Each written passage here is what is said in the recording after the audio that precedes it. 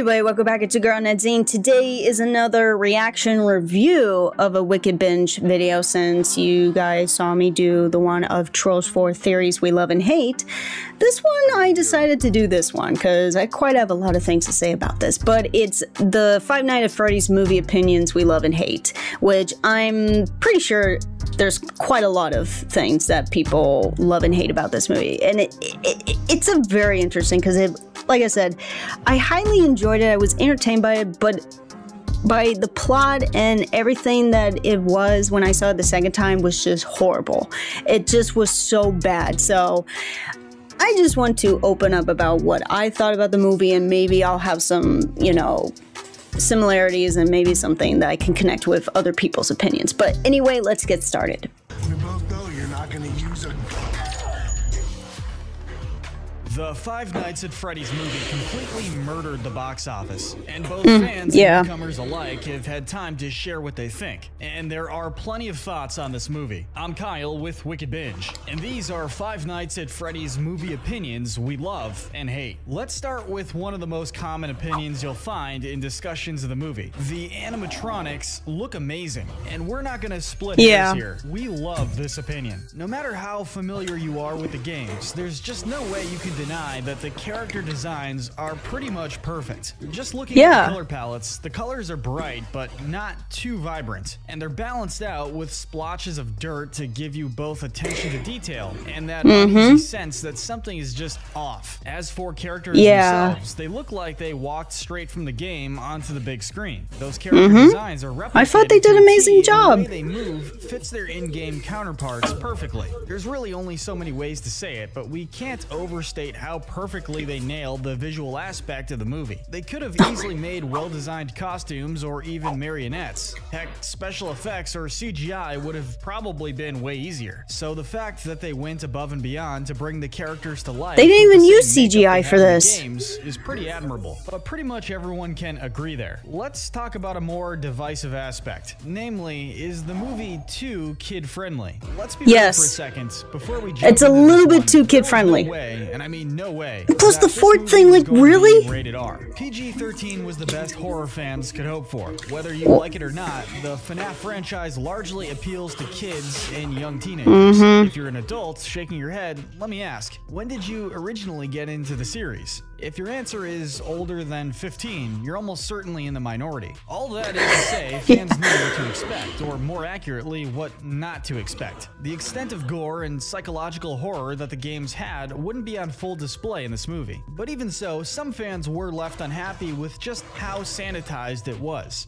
Freddy, this is my brother. They could have done so much more to it. Is probably one where the animatronics play around with Vanessa, Mike, and Abby building forts for a sort of pseudo sleepover, which is cute. It was ridiculous. Remember, this is a horror film. With that said, as odd as it might seem, we don't like this opinion. Granted, we understand why people feel this way. Some reviews of the film from fans submit that while the movie is fun and enjoyable, it suffers from being a franchise that's trying to appeal to too many audiences. More specifically, it's a series primarily enjoyed by kids, even though it wasn't necessarily made for them. So we understand the sentiment, but with that said, we'd argue it actually works in the movie's favor. Think about it. The animatronics playing around, despite their usual murderous tendencies, actually does a good job of reflecting the fact that they're genuinely tortured souls. At heart, these guys just want someone to play with, and having one of the three main characters being an innocent child like they once were did a nice job of letting that side of them show. Oh my god.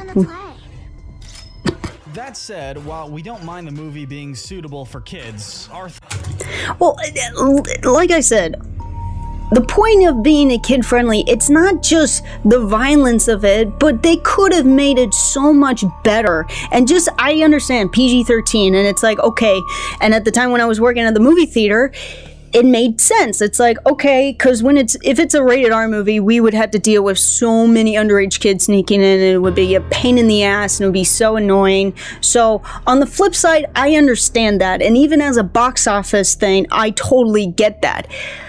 But they could have done so much more as a PG-13 movie. They could have made it a little bit more scary. They could have added more things to it. They could have made it longer.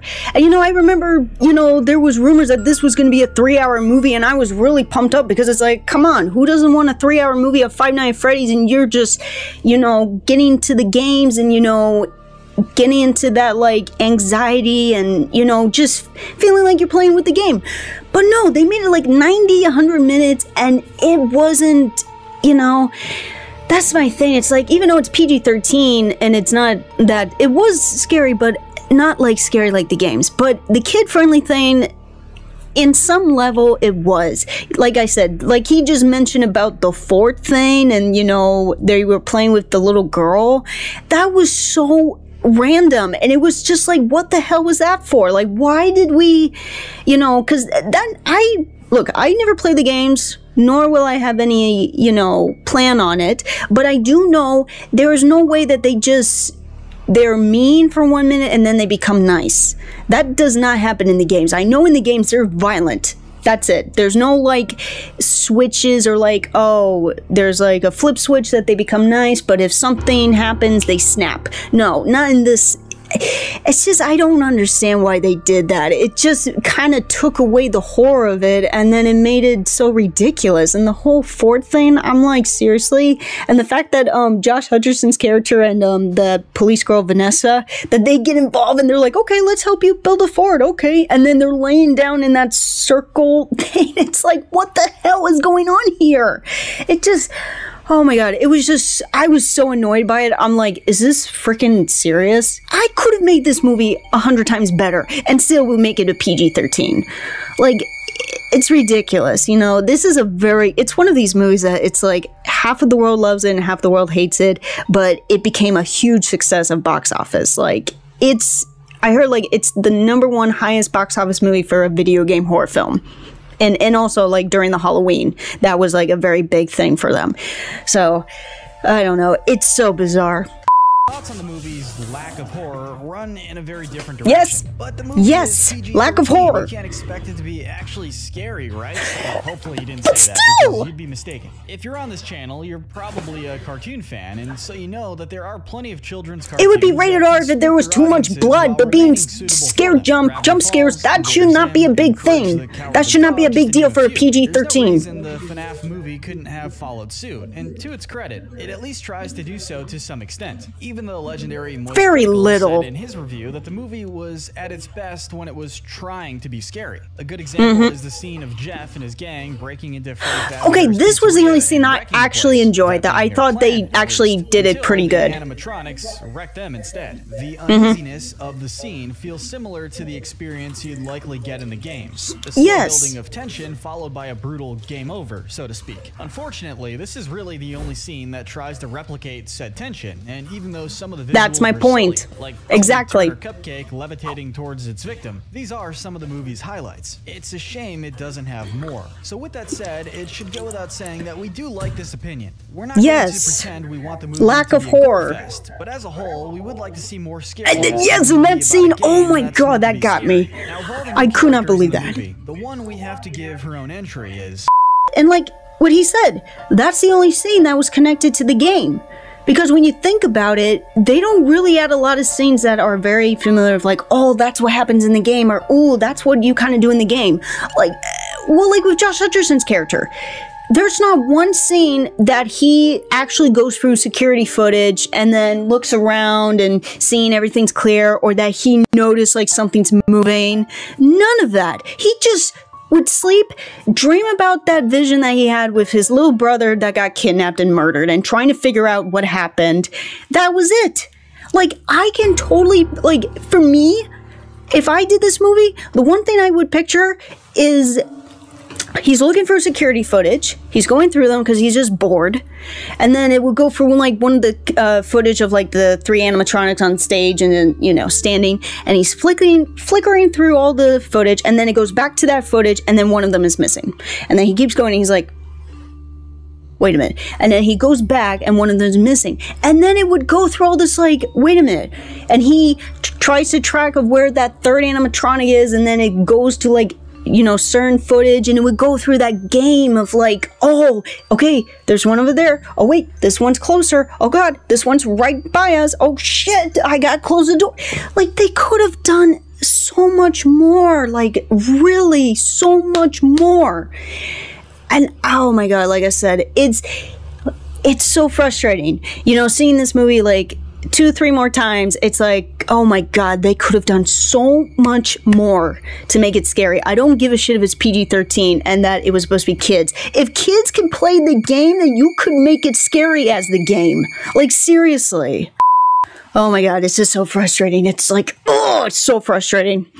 Jane, the wasted potential. Oh. This post on Reddit from user Not the Cat Mask says what many fans were thinking about Jane. Unlikable though she may be, she was a pretty solid secondary antagonist for the movie, and she had a ton of wasted potential. Jane made for a more personal villain for Mike than Freddy and the gang, or eventually William Afton. That, however, wouldn't stop her subplot from being cut short. It's heavily implied that she was killed off screen by Golden Freddy. I wanted to see her get killed! While this could be untrue, given the fact that Golden Freddy says that she's just asleep. I mean, okay, no, I don't believe that. It's not really that much of a stretch to think that the kid/robot bear who's been manipulating people throughout the whole movie would be willing to kill a few people to get his hands on a new playmat. We certainly can't buy the theory that Jane is alive, but we do like this opinion, because we can certainly buy the absolute fact that her potential was wasted. After her likely permanent nap on the floor, Jane is never seen or even mentioned again. Did Mike ever discover her? Did one of the animatronics take her on as a host? Hopefully we'll see her in a sequel, because there is undeniably more potential to crack out of this lady. You can the thing that I was so annoyed by Jane was, like, you know, it was just so bizarre. And like I said, they just showed the scene, the one scene that I was like, what the hell was, what was the point of that? What was the purpose? Was when Mike actually brings her in the dining room to talk with the little girl. I forgot the little girl's name, but to talk with her about something. It's like, why would you get her involved when she's trying to take you away from the kid? Why? She's trying to take custody because she's saying that you are unfit, you are, you know, this and that, you're not doing a great job. The kid is a mentally ill person with mentally ill kid that fantasizes about imaginary friends. That is what fucking children do. That's what fucking kids do. They make imaginary friends. But god, this woman, I just did not get her. And the point of, like, Mike calling her to say, I need your help. Why the fuck would you want her to be involved? This is like gonna add a second piece to the puzzle that she's gonna be like, oh, guess what? He's crazy. He asked for my help. He needs help. So this is why I need full custody of the child. And I don't believe that she fell asleep. There's no way. There's no way that they would just be like, okay, so she just was sitting there and less than 2 minutes, she takes a drink and she falls on the floor. The way she landed, that's not how people, like, pass out and fall asleep. There's no way. She would be still sitting and going like this, not like falling down like that. There's no way. And I was so mad that we didn't see how she died. I wanted to see her die. But I'm sorry I'm being all, like, over dramatic, but it's so frustrating when you just think about all the big pieces that this movie missed and how much they could have done to make this movie 10 times better. It's so frustrating. It's so frustrating. The last of the popular opinions we'll talk about today is whether or not the William movie Afton diverts too much from the canon series. Which, okay, I'll be honest, you guys, I'm not an expert on the FNAF games. There's like 70-something game theory videos on the series, and that's like One Piece episode count levels of intimidating. What I do know, however, is that fans all over the internet have been pointing out cool references in the series in this movie. From the games to the surprisingly popular books, fans seemed pretty pleased at the amount of Wait, it's based on a book? The changes to the story that many don't like. What the fuck? Vanessa being William Afton's daughter, which has split the fandom down the middle. Okay. We don't want to have a dog in either end of this fight, but we'll say that while we are neutral on this opinion, a little bit of creative liberty is sometimes needed to adapt a game onto the big screen. It wouldn't be fair to compare this to the Mario movie, given how different the stories are, especially in terms of story. But they share similarities in regards to changing some story elements from the games. And if you've spent years studying FNAF FNAF lore, the ways the movie diverts might upset you a bit, and that's totally valid. But enjoying the story for its own surprisingly well-crafted thing is also valid. So yeah, there's absolutely no shortage of stuff to talk about with this movie, but there's really only one way to end off a video like this. How did we like the movie? First off, we'd be remiss if we didn't mention the infamous Rotten Tomatoes score. As of the writing of the script, the film has a 30% critic score, and admittedly, we can kind of see why, maybe. It can be a bit confusing for a non-fan, and for a horror game adaptation, it's not very scary. But this movie does seem to be a movie made for the fan base, and the audience score has a whopping 88%. While some fans have mixed thoughts on things like the new characters, the diversions from canon, etc., etc., I couldn't stand Vanessa for one reason above all else. It's just a lot of fun. Best thing you've seen in your entire life? We watched the movie with friends. What the fuck is she talking about? Fans, and we all had a fun time. It might not be a cinematic masterpiece, but to weirdly bring up the Mario movie again, it's good for the same reasons. For all its faults in the movie, it still comes off as a pretty good story with strong visuals and a genuinely fun vibe. And for fans, that goes double because of all the references to the various media it's based on. To sum it up, we liked the FNAF movie. If you're a big fan of the game series, I can see how you'd absolutely love it. And if you just happen to be friends with a big fan or two, it's also great. You get to enjoy the movie with some help for context, and you don't have to worry about which theories you got right, because you didn't even try. Isn't ignorance great? See you guys at the sequel for sure. So the video's over, but I just want to quickly say another big piece that I was like so upset and annoyed was, you know, with William Afton, that we didn't see him much in the movie. And it's like, and I'm surprised a lot of people did not think that Matthew Lillard's character at the beginning was not William Afton. A lot of people did not think that was him until the end of the movie, and I'm like, really? Because just by the trailer, when the trailer came out and we were seeing a lot of him, that was the first thing I was thinking. I'm like, okay, that's William Afton. So that part I'm like surprised a lot of people were like, oh, what? That's William Afton? Come on, please. And like I said, Vanessa, oh my god, I cannot stand that character. She is so fucking annoying, and she is so fucking bad. Just, no offense, actress. I couldn't stand some of the things that you did in the movie that just were so cringe. And I get that that's what was kind of the point of the movie, is making it a little bit cringy to watch because of just the acting and the comedy of it. But still, like, I could not stand her. Like, one of the things I was like, why did you, like, when she introduced Mike to the animatronics, and she's like, is that one of the best things you've ever seen in your life? Really?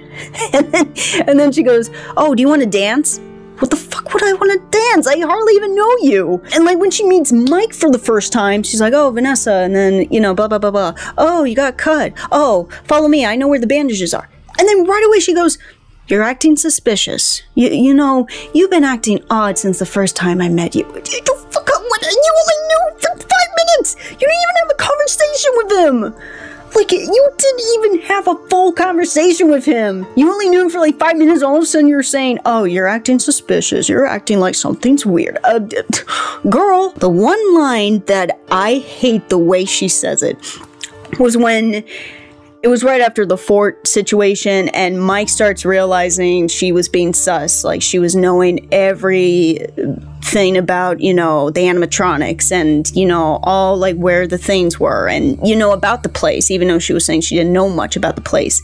So he's like, is there something you're not telling me? And then she was like, stop it, just let it go, I'm trying to help you. It's like, and then at the end he was like, you know, when they were about to leave, he was like, you know, I could see in your eyes that you were afraid. What's wrong? You're afraid of something. The way she responds, she's like, okay, you listen here. You can do whatever you want with your life, but if you ever bring a kid back, I will shoot you. It's like, really? You're gonna just threaten him like that, saying if you can do whatever you want with your life. But Abby, that's the kid's name, Abby. But if you ever bring Abby back, I swear I will shoot you. It's like, I just was laughing so hard the way she said it, saying I will shoot you if you bring Abby back. It's like, he just asked if you're okay. You don't have to threaten him like that.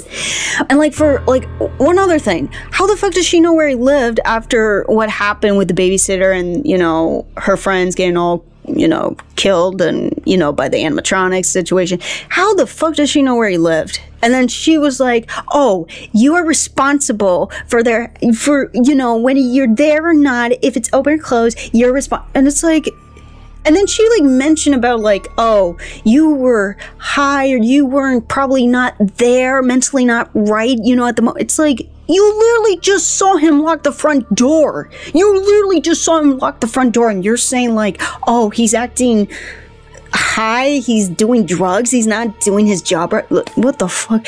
And she's like, it's your how is it his fault? He's doing the night shifts. How is that his fault? And the fact was, they didn't go through the front door. They went through like the back way and were able to like cut the lock to get in. So it's not his fault. The thing with her being William Afton's daughter, I was like, where are they going with that? Because look, like I said, I never played the games, but I do know about the theories, and I know about William Afton had 3 kids, 2 boys and a girl. They all died, I believe. I know the little boy died from, you know, that snap by the mouth, the bite of 87, I believe. His daughter, which I know was not named Vanessa, she was killed by Circus Baby. And then the older brother, I don't know if he died. I think he did. Yeah, I don't know how he died, but I do know that William Afton had 3 kids. They all were killed by the animatronics. So it's like, where are they going to go with this? Because I heard like it's going to be like a trilogy or something. So where are they going with her being the daughter, and, you know, where is that going to play along? So, I don't know. It's just, so much to say about this movie. First time watching it, I was highly entertained by it.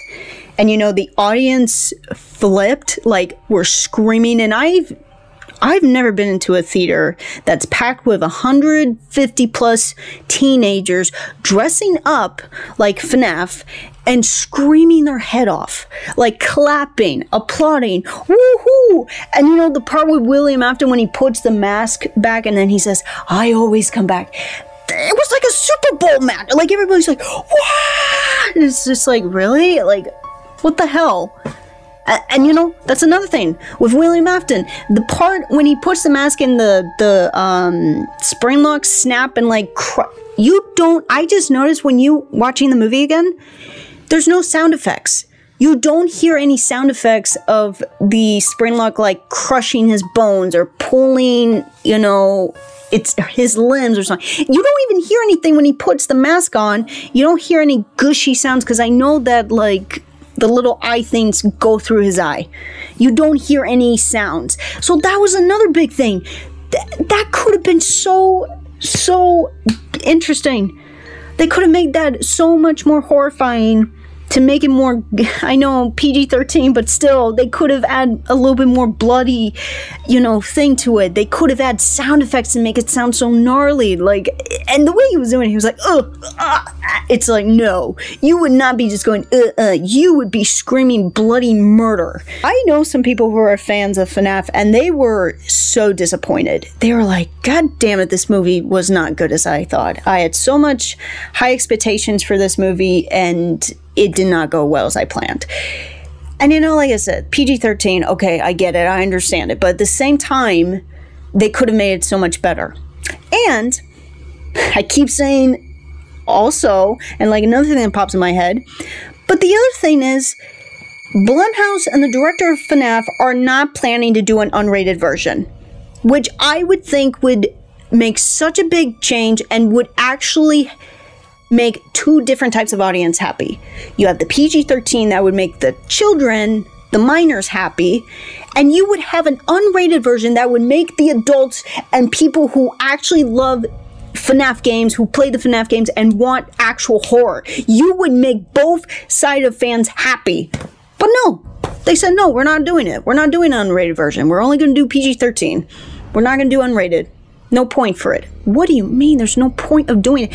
And with Blumhouse and, you know, saying, oh, we want to stick to low budget. Why do you worry about low budget?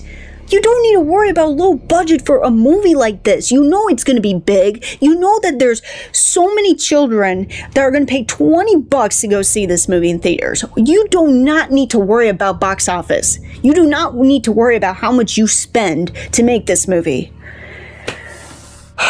I'm just going to end it there because I'm kind of like getting so upset. I'm like, ugh! I'm losing my mind over this movie. Like, I'm just losing my mind over all these different opinions and all. So, but I'm curious to see how the sequel is. I don't know when the sequel is coming out, but oh my god. If it is, please make it better than the first one. Make it a little bit more scarier and a little bit more connected with the games. So yeah. Yep, that is all for today's video. I hope you enjoyed it. Sorry of like all the overdramatic situations that occurred in this video. So like my video, subscribe my channel. You please leave comments below of what you thought about it, if you agree or disagree with things I said about this movie, and what was your opinion about it when you saw this movie? Do you agree with anything I say? So yeah, catch you all later. See ya.